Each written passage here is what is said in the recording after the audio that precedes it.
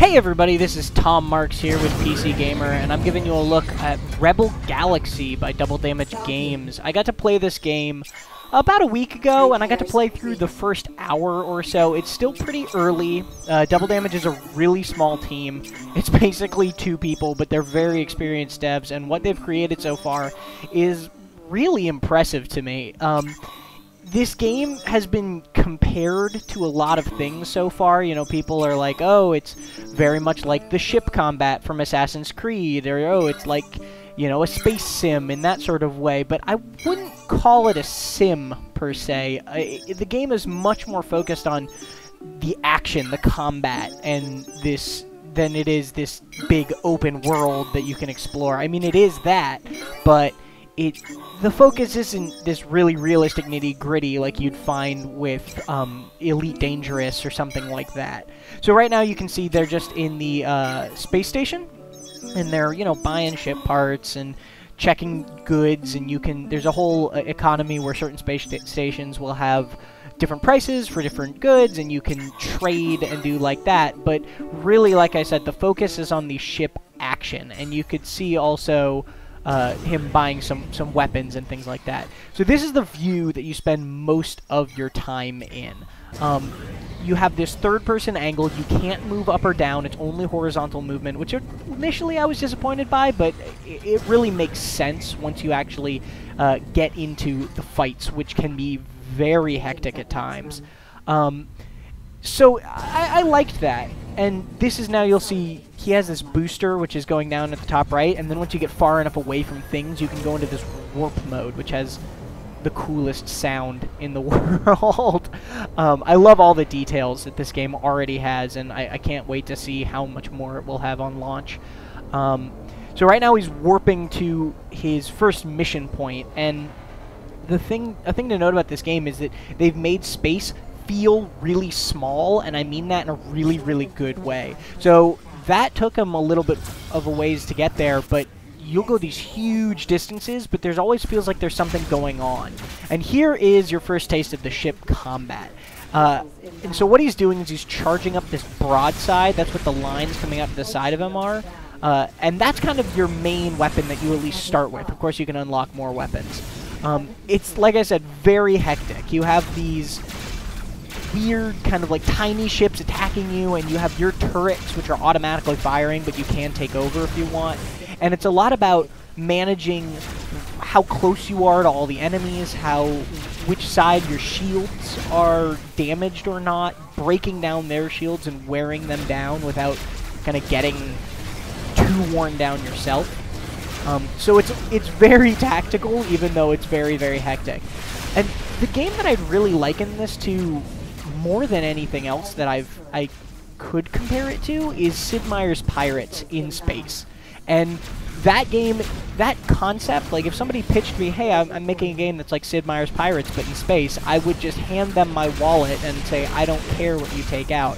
And Rebel Galaxy has done a great job of doing that, with even some more complexities. You just saw him turn all blue. That means he couldn't attack during that time, but he had shields that would absorb damage. So there is a lot more strategy to the combat and kind of how you want to go about it. There he's grabbing cargo. When I played through, I kind of stupidly didn't get the tractor beam to pull in cargo, so every time I destroyed a ship, it was just kind of lost money for me. And then you see he's flying to his next point of interest. So there's a lot of complexity with these, like what weapons do you outload on your ship? You can buy different ships eventually. You need to manage your shields, manage your booster, because your boost is really useful for like avoiding certain enemies. Like I said, the placement of how many people are you fighting at once is really, really important. And so now you see he's just going through this huge expanse of space, but it doesn't feel dead exactly. It feels very big, but also like a lot is going on. Now he's getting into another fight, this time with a much bigger ship that you'll see has some different weapons, and I think it's just really cool, and it shows a lot of the potential of what can happen later in this game. Travis Bulger was also, who's the kind of lead developer on it, was telling me that eventually you get into these fights where you have mercenary ships on your side, and they have ships that are fighting for them, and you can just get into these huge armada battles, essentially. So the scale does ramp up, even if not in the very early game or whenever he is playing this. See there, he's avoiding a missile with his blue shields, which I just think it adds a lot of kind of cool interplay. Plus, it's just satisfying to blow stuff up in space. You can't really argue with that. One of the things, I'll be quiet for just a moment because the soundtrack and the sounds in this game are just so great.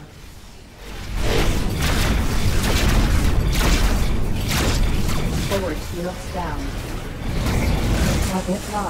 And you see he's fighting this dreadnought. Oh man.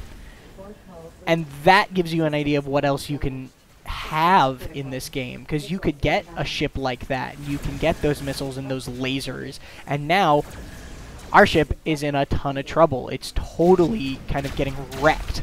And so now he just has to get away or just is going to die. The challenge of the game, a lot of these missions, or the vast, I think most, if not all of the missions, are randomly generated.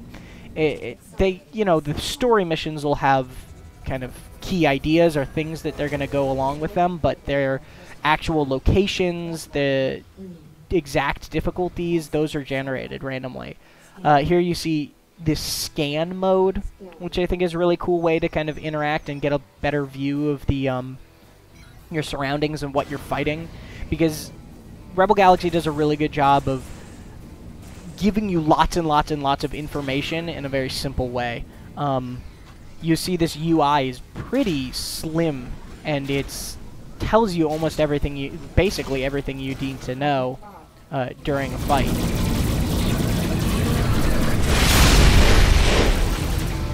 Target destroyed. The only thing that, or the main thing, I won't say only, but the main thing that, or here you see, he just hailed that military ship. You have a ton of options. Like he was saying when Travis was saying that when I was doing the very first mission of the game, he said there are something like 5 different ways to complete the very first mission of the game. It's a lot about what you want to, how you want to play it. If you want to be that rogue that's killing everyone, or if you want to be kind of the good guy, the traitor, it's up to you. As I was saying though, one of the things I guess was most concerned about was that the randomness, and this happens a lot I find in procedurally generated games, the randomness will cause everything to feel very similar. I'm not saying that that is a definite thing, because like I said, I only played an hour of it and it was an early build of the game, but I'm nervous that if there isn't a substantial enough amount of content within it, it will kind of wear thin. Oh, in this fight you'll hear the alien voices a lot. This was when I was talking to them. The voices, I think one of the strongest things to this game is the sounds and the sound design. I think it really brings the world to life. The music is this gritty bikers in space kind of theme. The alien voices sound really cool and realistic, even though they're basically just the developer, like, making gibberish words. You don't really notice. Like, it's really engaging. And this is an example of a fight that is very, very challenging. It takes him quite a bit.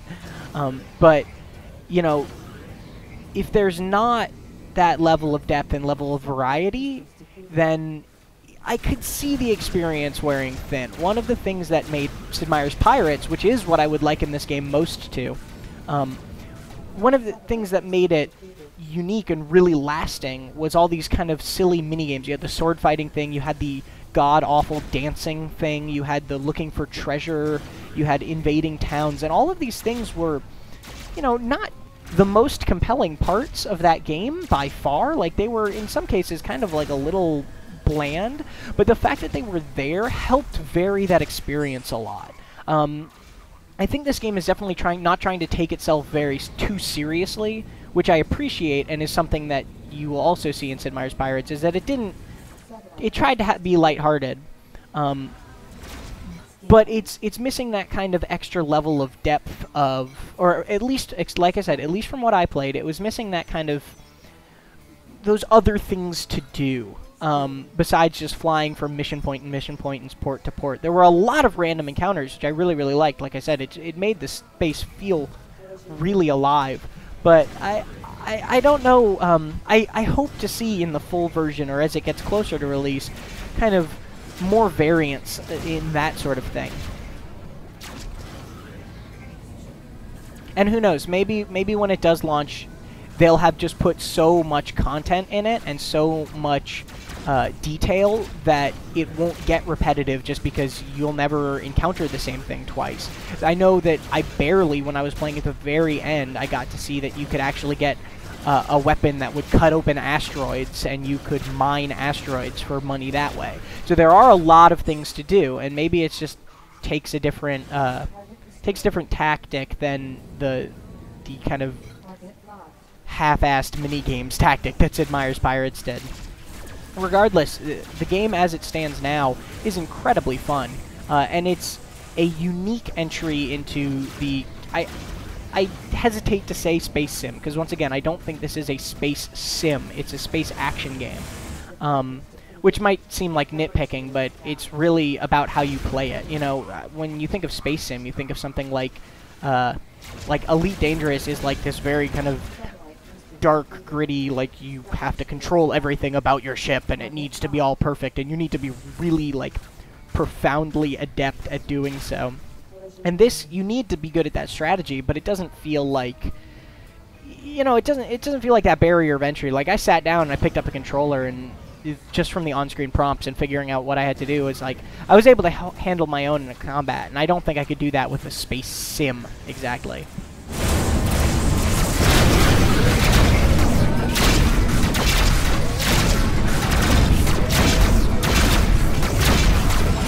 There's part of me that also sees this game and wishes that this was the game the Firefly game was going to be, but that's neither here nor there. It just kind of has the same vibe to it. There's a glorious explosion. And some soy paste for his efforts, as only a true space pirate would do. Collision warning.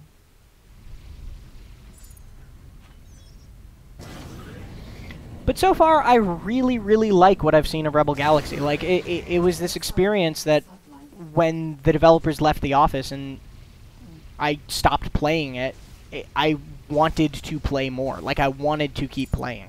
And I don't know, you know, how long that exactly would last, but it was really engaging. It was really fun, and it felt really satisfying to kind of outmaneuver spaceships. In this way and in this setting.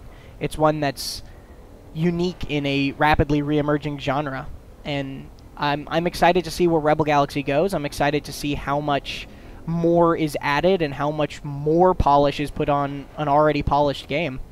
Look for this game in 2015. It doesn't have a release date yet, but it should be one to catch when it does come out.